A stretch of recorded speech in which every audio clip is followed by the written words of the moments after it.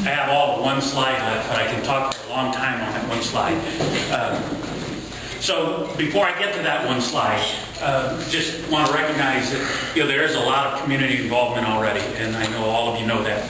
To fund this diagnostic feasibility study, a local group came up with $40,000 to match some DNR money and get that started, and that really got everything rolling here. Prior to that, there's a small group of us that met and talked about things, and that moved very slowly to start with. That group now will be involved in all of this as well. The Soil and Water Conservation District, they did a lot of work in that watershed back in the 90s when we dredged the lake. So there are just a ton of practices out there, and we don't have a whole lot of ag land owners or tenants here tonight, but trust me, a lot of them are doing a lot of good things for us in that watershed. The watershed is over 13,000 acres, and it runs basically straight south to Breda. So when you look at it, the city of Breda, the city of Lakeview, and all that ag land in between are contributing to the problems we have in that lake, and the village of Carnivan where I live. So we just, a little bit. So everybody plays a role in that, and Dr. Downing has some great data that kind of points us in some directions that we might be able to fix some things. But I didn't want to get up here, and I don't think anyone, and want to lead you down any one road. We truly want a group of people to come together and determine what's important to the lake and what things we need to work on first.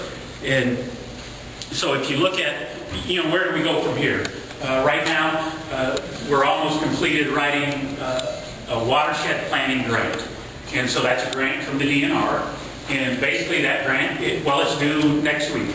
And so some of us have to do a lot of work between now and then. But basically what that does, if we're funded, it funds a little bit more of taking, we're going to build our local capacity, right? So we're going to get a group together that wants to really work on this. We're going to provide you some training, some direction, help you interpret the data that's there. And we got a ton of data, like I said. So you will have no lack of trying to find things. But we may also need more data, right? So we've done a lot of water sampling. We've got some general points, but perhaps the committee thinks that we need to further sample or further move into some of the little tributaries that dump into Carnivan Creek or around the lake itself from the city. So that's what we'll talk about in that grant. And then the deliverable in that grant is the watershed management plan. So that's the big plan that says, okay, here's the data we have, and here's what we think we want to do, and here's a rough cost estimate. And basically we go to the DNR and other sources, EPA grants, things like that, and show them our plan, and then we ask for funding to help us do some of this stuff. And hopefully that all pans out. The watershed management, so we write the watershed management plan, and that's due, then the application is due next April. So basically we've got about a year here to decide what it is we're doing, interpret the data, and ask for funding. Then we make our application next year, and hopefully that will fund the big picture and any improvements that we want to do, whether they're urban, rural, dredging.